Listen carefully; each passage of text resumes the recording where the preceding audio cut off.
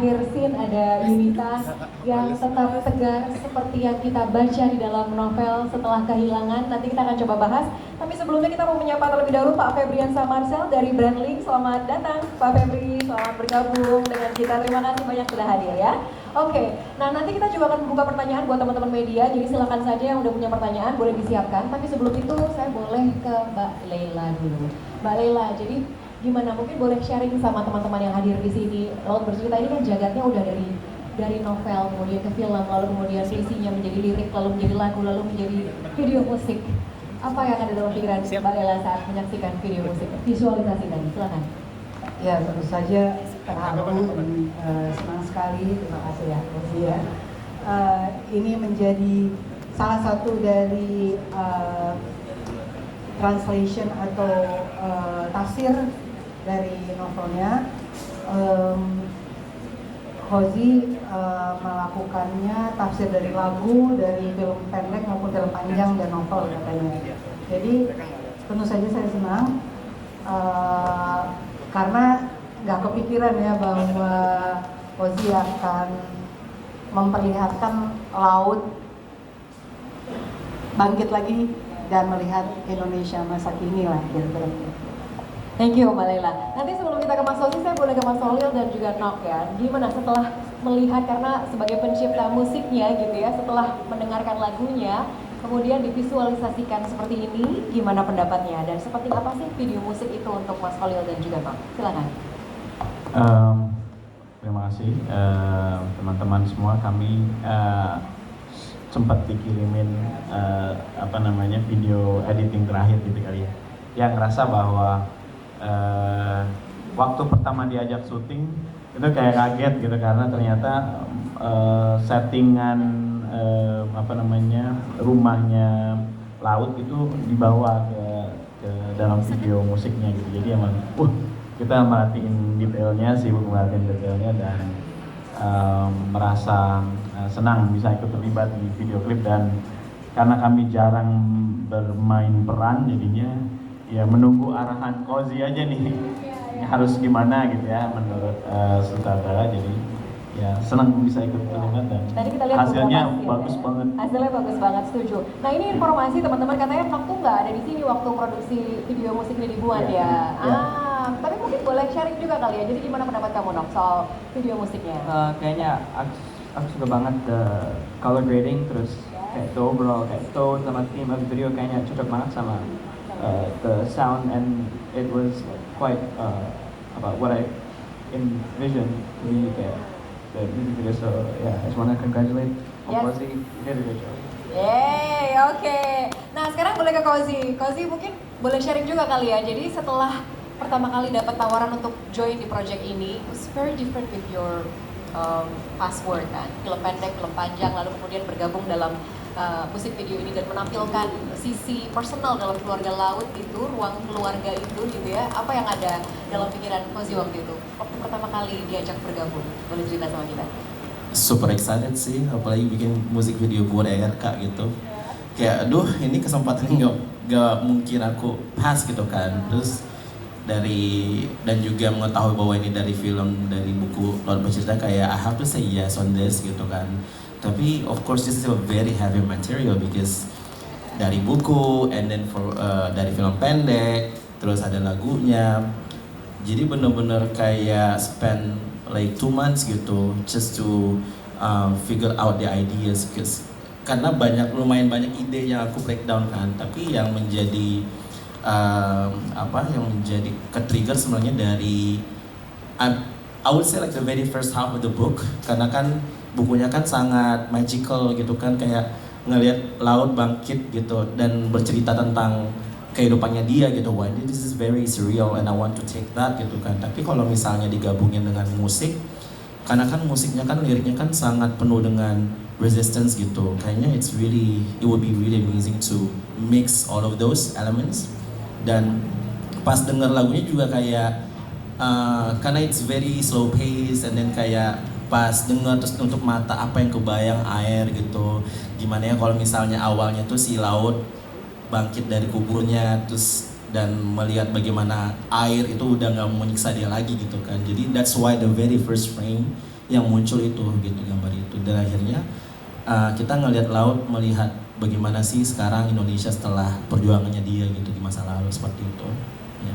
Great idea ya, jadinya dibawanya jadi dapat semuanya. Oke, nah tapi nanti teman-teman pasti punya pertanyaan tersendiri buat Kozi, buat Mas Kholil, buat Nok, buat Mbak Lela dan juga Mbak Yunita, karena nanti kita akan berikan kesempatan. Tapi Yunita sendiri bergabung selain dalam film, kemudian dalam video musiknya. Gimana proses kolaborasinya? Boleh share?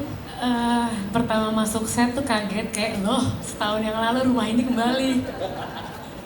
Terus pas masuk tuh bener-bener auranya tuh nggak bohong ya gitu, kayak energinya tuh balik lagi, rasanya balik lagi.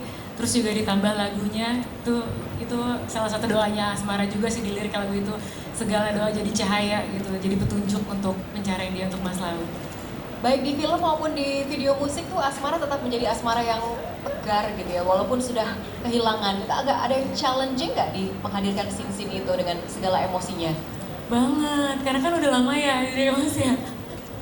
Jadi pas take scene terakhir itu aku sempat kayak minta tolong sama strada aku yang ngedampingin aku waktu itu, Mbak Ica gitu.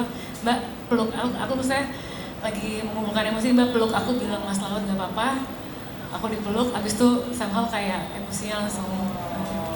Thank you so much for sharing ya. Nah ini kita juga pengen tahu soal gimana pembuatan musiknya.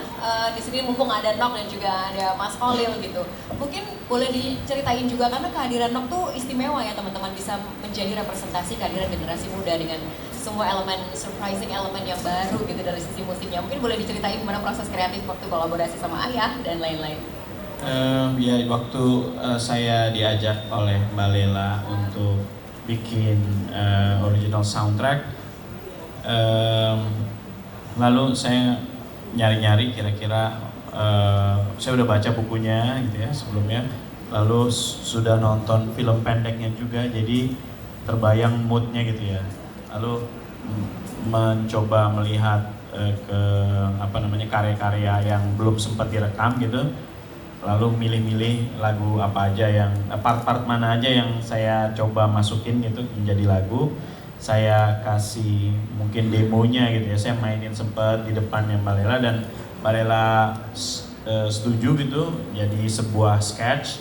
Lalu saya minta tolong Nok untuk menggambarkan lah kira-kira ini kalau dijadikan maket itu gimana gitu ya, kalau kita sedang bangun sesuatu gitu. Nah Nok bikin yang sesuai karakternya dia gitu. Dia memang lebih banyak bermain elektronik. Akhirnya setelah dibikin yang versi seperti sekarang kita dengarkan ini, itu cukup berbeda dengan yang biasanya Efek Rumah Kaca mainkan, karena biasanya kami lebih ngeband gitu ya. Yang ini tuh lebih kayak atmosferik, yang sinematik gitu. Jadi memang dari situ ya kami sodorkan ke pihak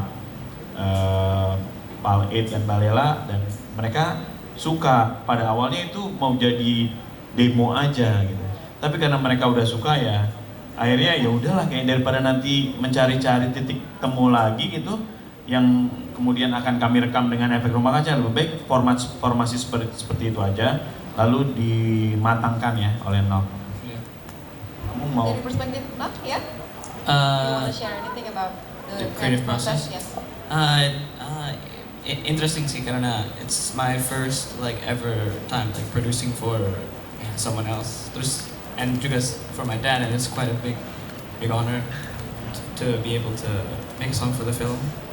And at first when my dad waktu diinvitasi untuk bikin lagunya, aku agak I was a little confused. You wrote the demo and then you sent it to me, and then abis dikasih kayak insight into the story and the theme of the book and the movie, itu aku langsung alongside with the chord progression yang you wrote, aku bisa kayak picture what the blueprint of the song.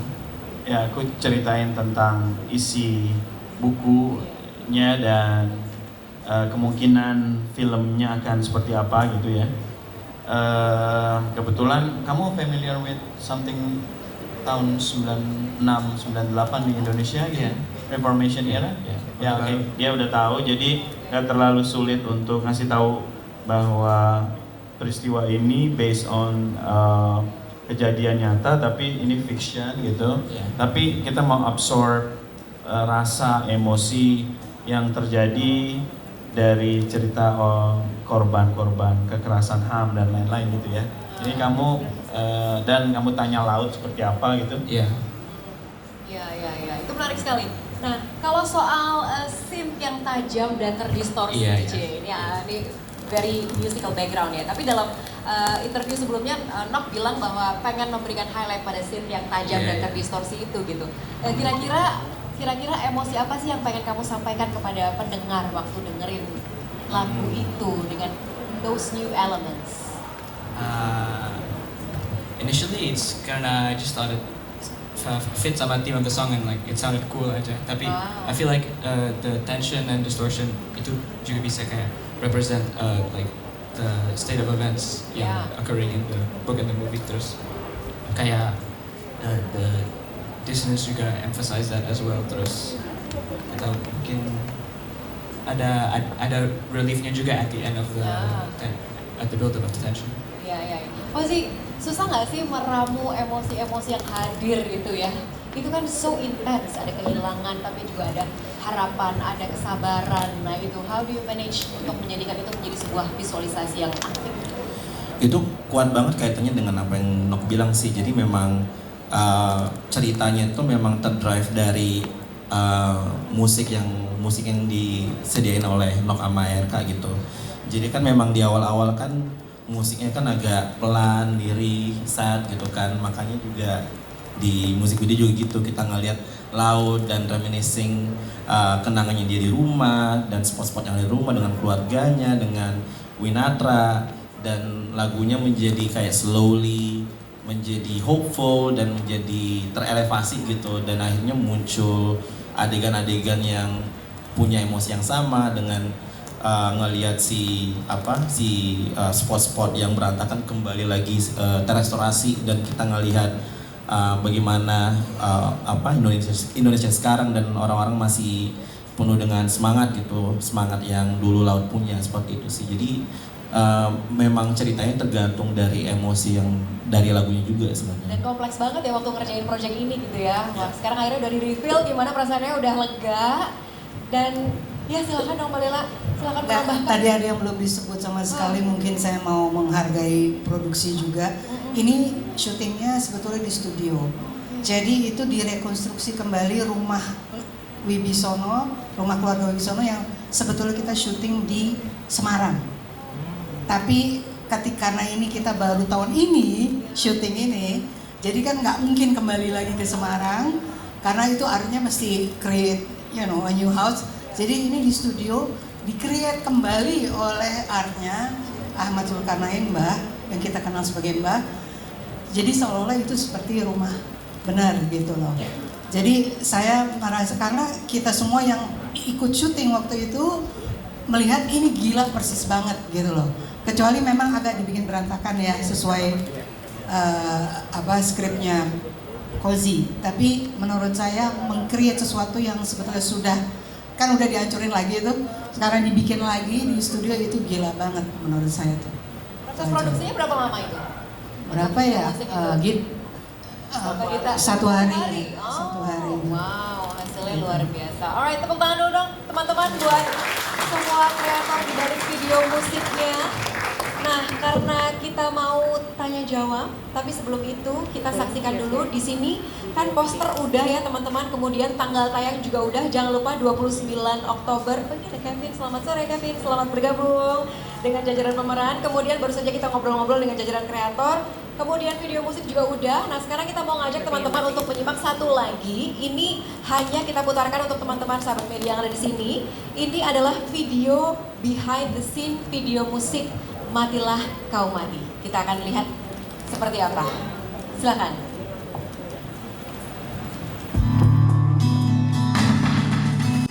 Roll camera. Satu. And then action.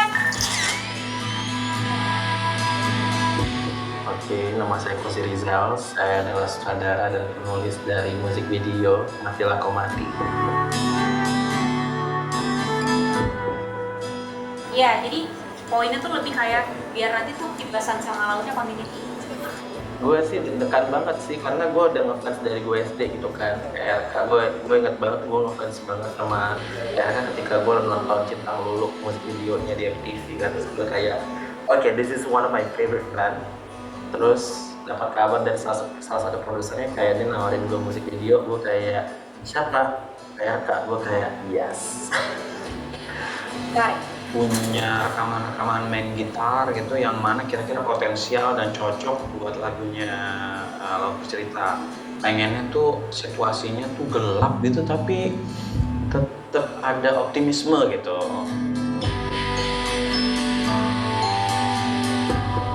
Mungkin karena gue terinspirasi dari bukunya, karena kan di buku kan si Lautnya kan memang kita ngelihat dia kayak menceritakan gitu kisah hidupnya ketika dia udah meninggal. So jadi gue ambil elemen itu, tapi juga secara bersamaan gue ngambil elemen-elemen dari materi-materi yang lain kayak di lagu dan di film pendek dan film panjang gitu. Dan akhirnya memang karena musiknya juga berbicara tentang perlawanan gitu, jadi aku ngerasa kayak gue pengen mencampur adukan semuanya si materi-materi ini. Kayak gimana ya kalau misalnya laut bangkit lagi gitu dan melihat bagaimana Indonesia sekarang, apakah orang-orang Indonesia masih memiliki perlawanan yang dia punya dulu itu pas sebelum dia hidup.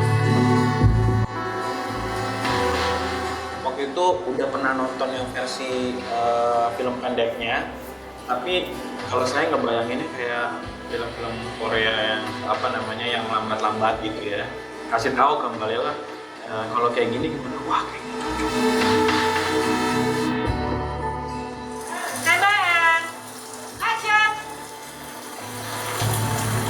Impresi saya yang pertama adalah meskipun memang ada kesedihan tapi ada something sweet gitu about the nada-nada awalnya gitu ya. It's like questioning gitu, seperti mempertanyakan meskipun dia waktu itu belum masukin liriknya, tapi waktu mendengar itu aja saya merasa itu kayak lagu yang mempertanyakan sesuatu gitu. Tapi juga ada elemen sweetness-nya.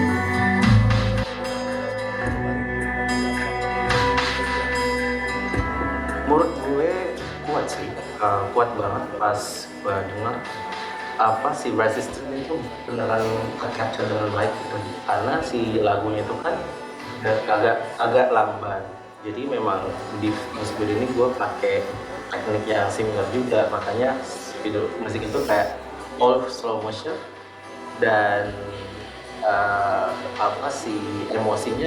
emosi cerita itu lekturnya tergantung dari musik yang dibuat oleh ERK gitu.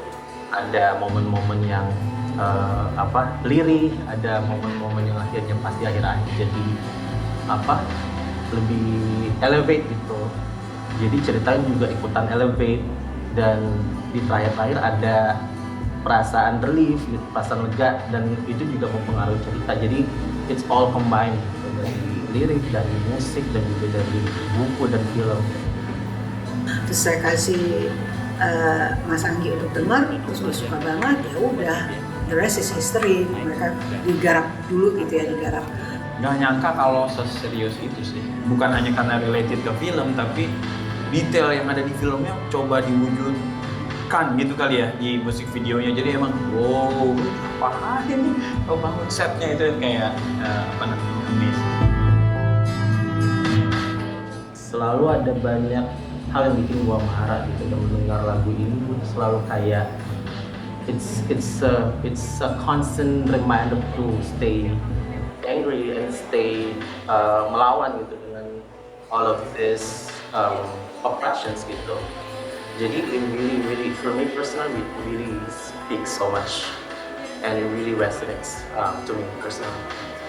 Udah nggak bisa digambarkan dengan kata-kata. Saya deg-degan gitu ya, ingin tahu juga reaksi penonton, baik yang belum membaca maupun yang sudah gitu ya. Wah, ini aku sendiri sangat puas dan aku berharap orang-orang juga akan inspired gitu dan they can find something or like new layers that probably very interesting to them. Pesannya semangat baik tuh sebenarnya bertebaran dan bisa menghasilkan sesuatu yang baik juga gitu. Jadi butuh niat, butuh keberanian untuk mentransformasikan duka gitu. Duka tuh bisa bertransformasi jadi tenaga, luka tuh bisa transformasi jadi upaya dan lain-lain gitu. Jadi mungkin maksud inti atau pendeknya itu kali ya. Jangan lupa saksikan musik video Matilah Kau Mati. Jangan lupa untuk mendengarkan lagu Matilah Kau Mati. Dengarkan soundtrack OST Laut bercerita berjudul Matilah Kau Mati by Efek Rumah Kaca dan Nok di berbagai platform digital.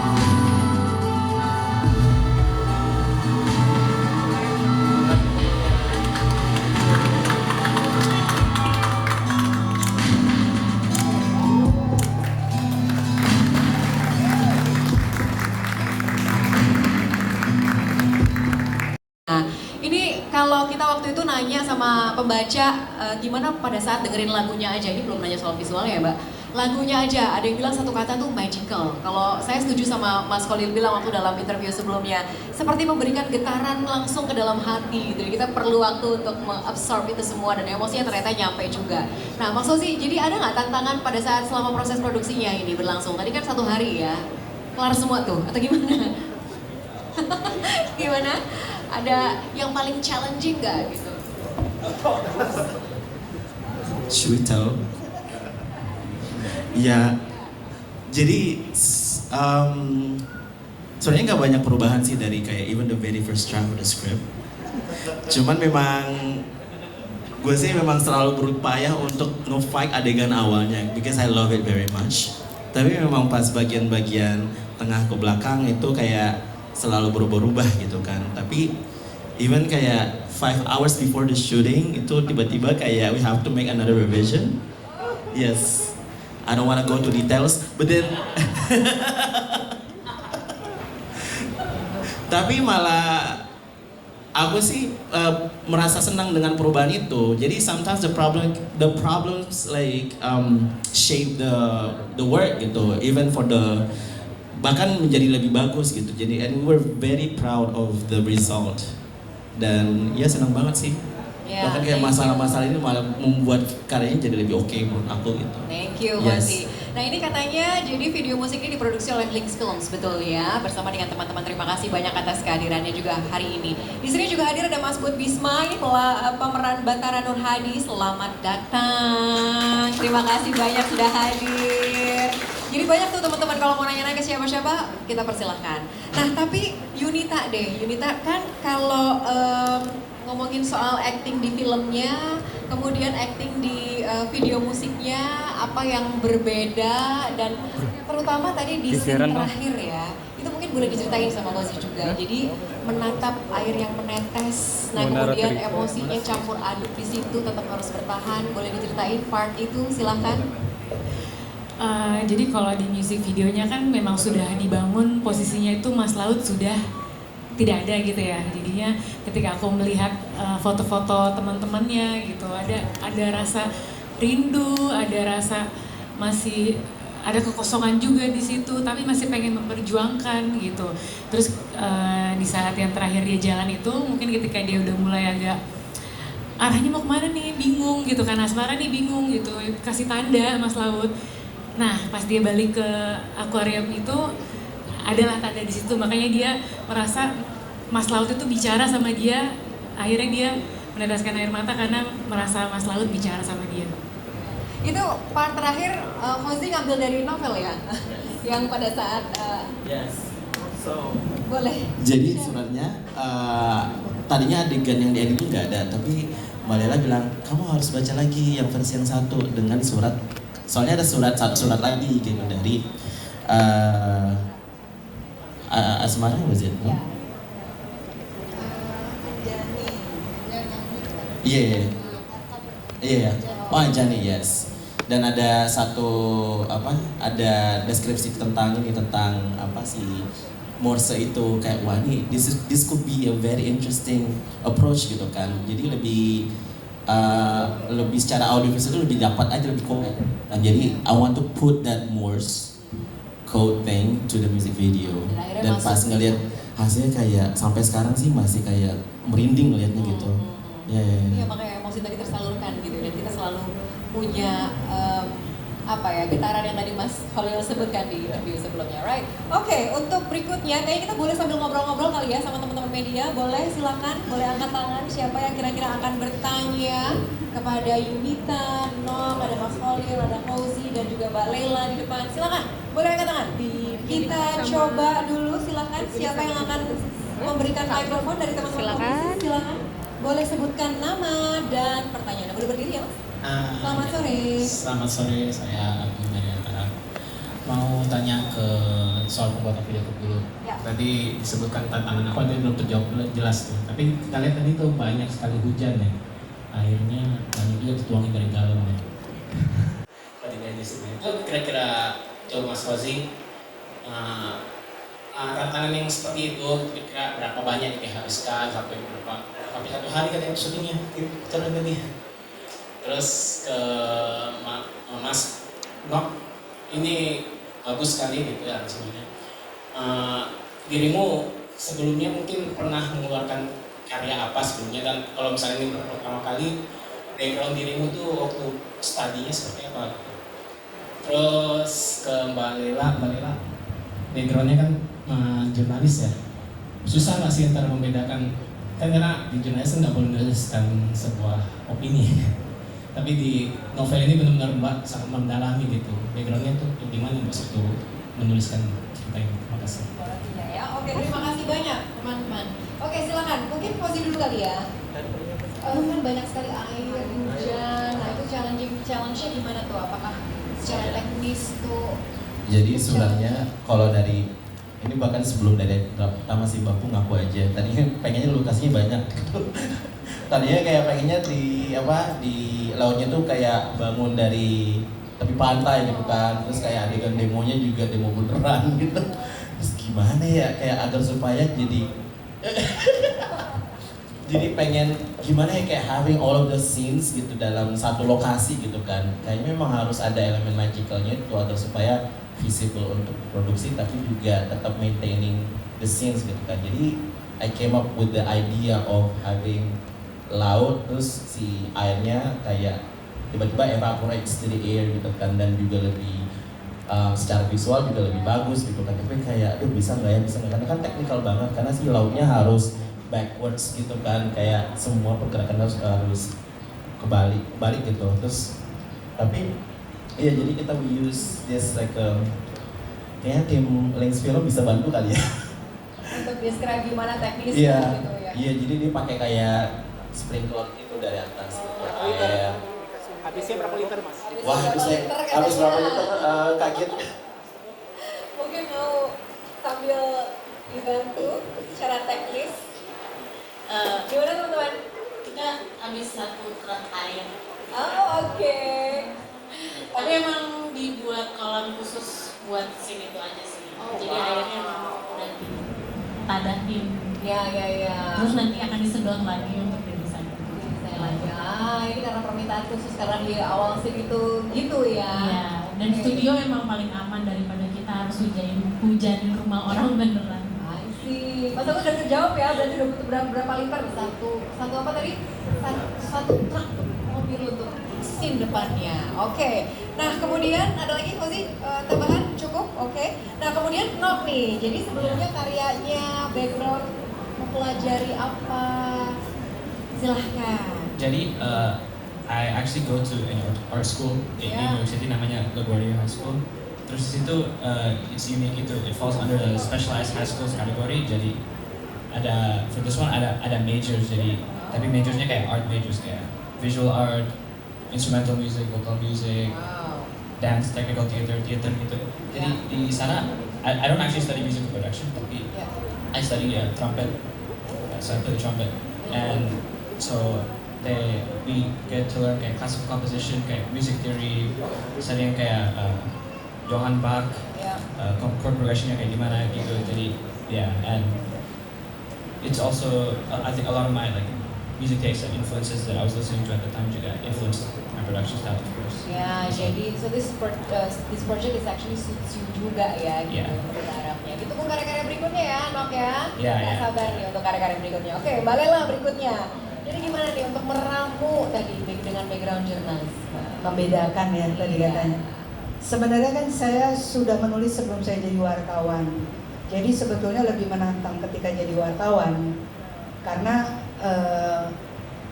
kita harus menulis fakta. Jadi saya betul-betul mulai dari being a reporter gitu loh, 5W1H dan all that lah gitu ya. Jadi saya betul-betul belajar bersama kawan-kawan lain yang baru masuk di Gojlok menjadi wartawan. Jadi menurut saya tantangannya lebih dari seorang penulis yang biasa berimajinasi, kemudian menjadi wartawan yang betul-betul harus menulis based on facts gitu. Tapi kan setelah beberapa tahun saya lama di Tempo, saya kemudian menulis kembali fiksi, menulis pulang, lalu bercerita dan seterusnya. Itu sih seperti orang naik sepeda ya, gitu udah lama naik sepeda terus naik lagi ya biasa aja menulis. Cuman memang tema saya kemudian berubah jadi tema-tema yang ada background sejarah atau politik gitu, karena saya lama bekerja di Tempo, mau nggak mau ya temanya jadi terpengaruh karena saya wartawan Tempo. Dan in relation to today ya, musik ini memang saya datang ke Mas Holil untuk minta salah satu puisinya Laut yang ada di dalam novelnya Di Hari Kematianku itu bisa nggak kira-kira Mas Holil jadikan lagu gitu. Terus saya sama Mas Andi udah siap-siap kalau seandainya Mas Holil bilang tidak, ya kita mau pakai lagu Desember waktu itu, Desember atau Di Udara. Tapi terus Pal E, direkturnya bilang, wah itu Di Udara kan tentang Munir, kita juga mau pakai untuk film Munir. Saya tenang, saya bilang kita dengerin dulu kalau Mas Holil udah mau menulis OST-nya, no problem kan. Ternyata Mas Holil mau. Dan ya kami hanya tinggal adjust beberapa bagian dengan notasinya, karena kan tidak semua apa yang larik-larik yang ada di dalam puisinya Laut itu tuh cocok dengan notasi yang sudah ditulis oleh Mas Holil. Jadi kita kirim-kiriman ya Mas ya, kirim-kiriman. Mas Holil bilang ininya diubah, terus saya kirim kalau kata ini gimana gitu. Jadi kita ulang-balik kirim-kiriman dan Mas Holil bilang itu Matilah Kau Mati itu kita jadi judul aja instead of Di Hari Kematian, karena itu udah ikonik. Nah itu saya tetap mau kreditasi itu kepada Mas Sukarji Kalsubari karena itu larik itu adalah puisi yang ditulis oleh Mas Sukarji gitu. Jadi menjawab pertanyaan Anda sebetulnya justru jauh lebih mudah buat saya ketika saya harus kembali lagi menulis fiksi gitu daripada ketika dari fiksi ke jurnalisme gitu loh. Did you feel some one story about this novel? Ada di spill satu cerita yang fakta nggak dari kan aktivis yang menghilang itu kan sebenarnya banyak ya. Iya. Dan ini ada beberapa orang mahasiswa yang akhirnya menjadikan subjek itu. Ini adakah waktu jurnalis itu spill some one story? Oh kalau di Tempo kan itu kita juga memang udah sering menulis edisi khusus Wiji Tukul ya waktu itu ya. Kita pernah bikin edisi khusus.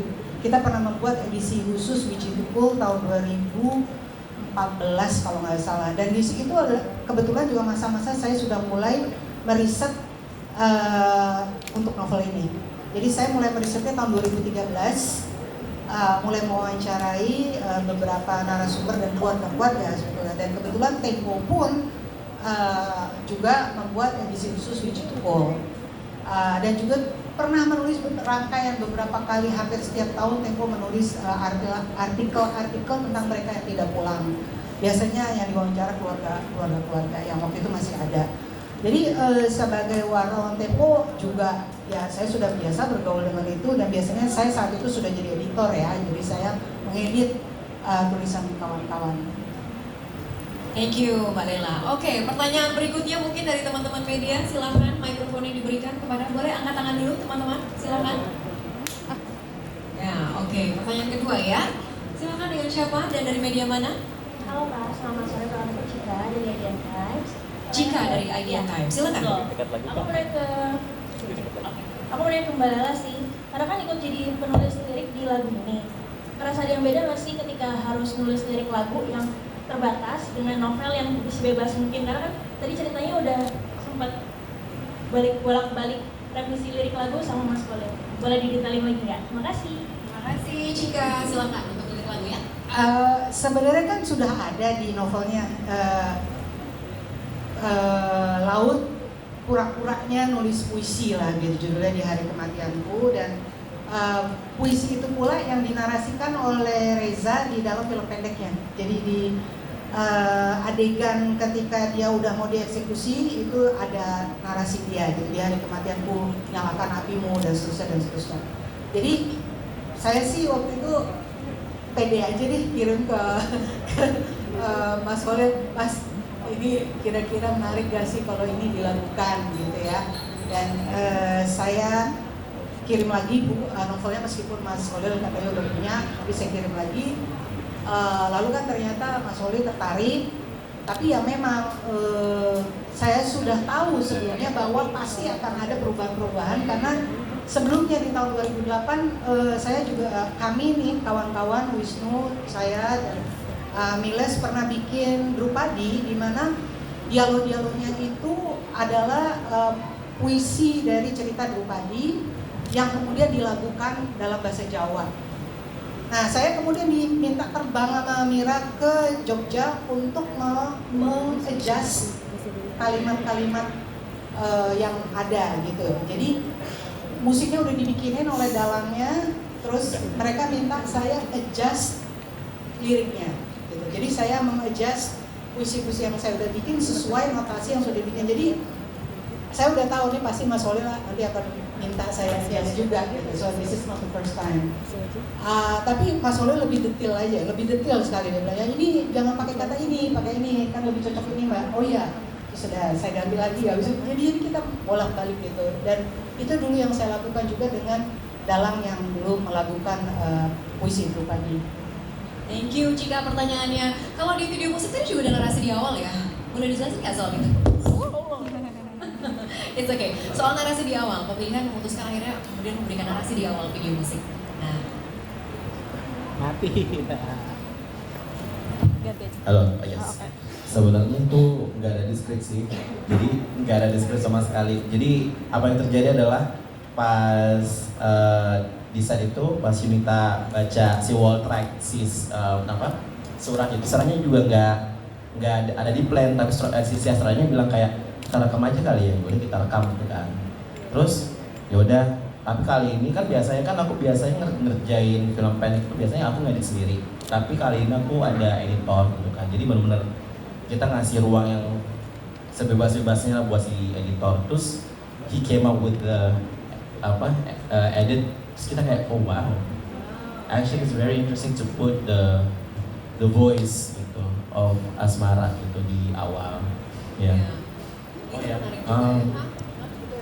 Ada di film juga ya. Jadi ide-idenya sungguh sangat dinamis ya gitu, menangkap segala sesuatu yang terjadi di sekitar kemudian menjadikannya sebagai sebuah video musik yang menarik. Kalau kita bisa simpulkan, mungkin nanti teman-teman juga boleh komentar ya lewat sosial media atau nanti kita akan ngobrol langsung juga. Tapi setidaknya video musik dan lagu ini tuh punya perasaan ingin menumbuhkan nyali untuk setiap siapa yang mendengarnya. Setuju nggak teman-teman seperti itu? Karena walaupun ini lirih tapi tetap ada perlawanannya gitu. Jadi mudah-mudahan teman-teman juga menikmati lagu Matilah Kau Mati dan juga video musik yang sudah dapat disaksikan di kanal-kanal digital di YouTube-nya Pal 8 Pictures ya. Dan kemudian nanti juga kita akan menyaksikan secara langsung efek rumah kaca akan menyanyikan lagu Matilah Kau Mati. Nah teman-teman, karena keterbatasan waktu, jadi kita berikan tepuk tangan yang paling meriah untuk Yunita. 3, 2, 1. Boleh sebelah kanan. Boleh kita hitung mundur. 3, 2, 1. 3, 2, 1. Kita berikan tepuk tangan paling meriah teman-teman. Jangan lupa untuk menyaksikan